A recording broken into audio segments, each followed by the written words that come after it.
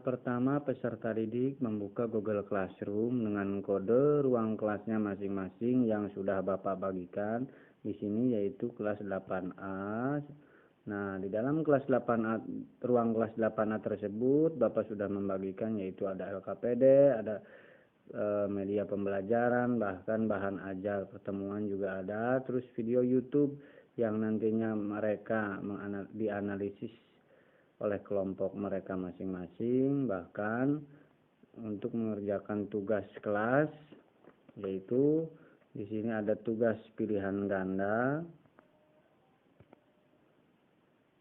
Nah, tugas pilihan ganda di sini sudah dikasih petunjuk, yaitu peserta didik yang nantinya disuruh mengisi dulu, yaitu dari yang pertama berarti suatu contoh nama lengkap, iya ada kelas, misal kelas 8A, tokennya juga sudah dibagikan di dalam LKPD, yaitu 1, 2, 3, 4, 5, nama lengkap misal Asri.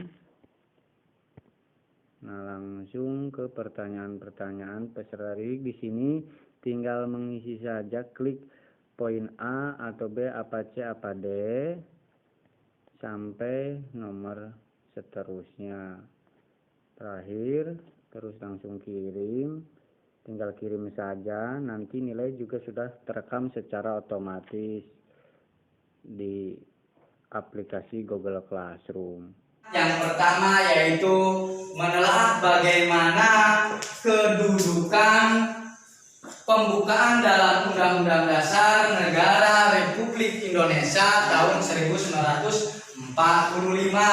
Yang kedua, peserta didik dapat menelaah bagaimana hubungan pembukaan Undang-Undang Dasar 1945 dengan proklamasi kemerdekaan. Yang ketiga, di sini peserta didik dapat menelaah pokok kaidah negara yang fundamental. Yang terakhir yaitu menyebutkan makna alinea pembukaan Undang-Undang Dasar Negara Republik Indonesia tahun 1945. Nah, untuk pembahasan yang pertama di sini Bapak, yaitu kedudukan pembukaan Undang-Undang Dasar Negara Republik Indonesia tahun 1945. Bapak akan menjelaskan mengenai Undang-Undang Dasar, di mana Undang-Undang Dasar merupakan hukum dasar tertulis. Hukum dasar tertulis berarti ada hukum dasar yang tidak tertulis. Hukum dasar tidak tertulis di sini yaitu aturan dasar yang timbul dan terpelihara dalam praktek penyelenggaraan negara meskipun tidak tertulis. Biasanya disebut dengan konvensi. Pada poin yang kedua yaitu mengenai hubungan pembukaan dan proklamasi kemerdekaan. Nah, seperti biasanya Bapak akan mengajukan sebuah pertanyaan, bagaimana hubungan pembukaan dan proklamasi kemerdekaan? Ada hubungannya tidak? Ya, Mas Ivan. Ada Pak, hubungan sangat erat sekali. Hubungannya sangat erat. Maksud hubungan sangat erat tersebut bagaimana, Mas Ivan? Proklamasi kemerdekaan memuat dua hal pokok.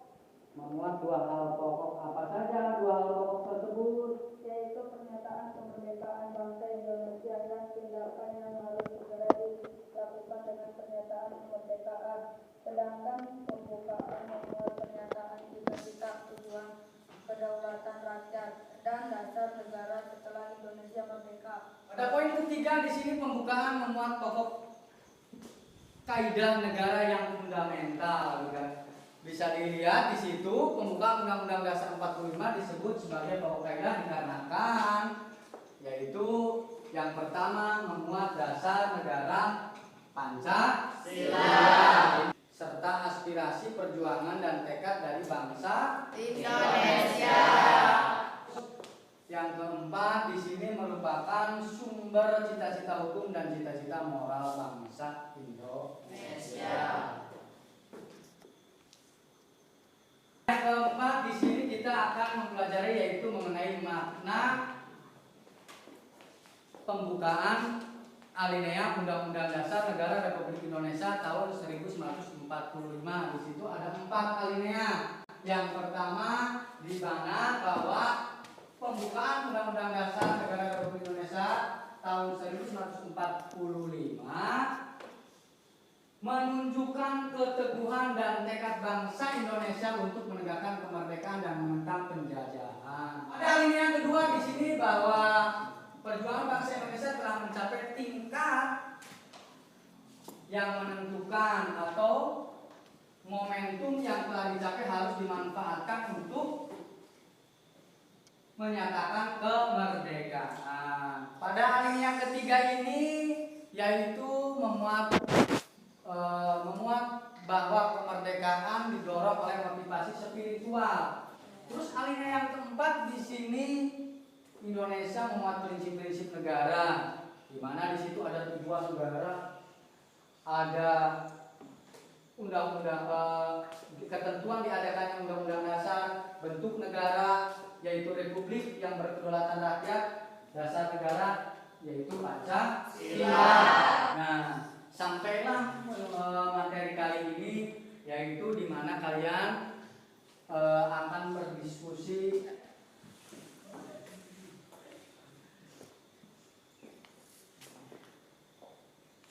Sudah selesai anak-anak untuk diskusinya? Sudah. Dari kelompok 1 mengenai video tersebut menceritakan tentang perjuangan bangsa Indonesia dalam melawan penjajahan karena penjajahan ini tidak sesuai dengan alinea pertama. Pembukaan UUD NRI tahun 1945 di mana penjajahan di atas dunia tidak sesuai dengan peri kemanusiaan dan peri keadilan. Terima kasih presentasi yang sudah dilakukan oleh kelompok 1 tadi oleh Mas Fahri.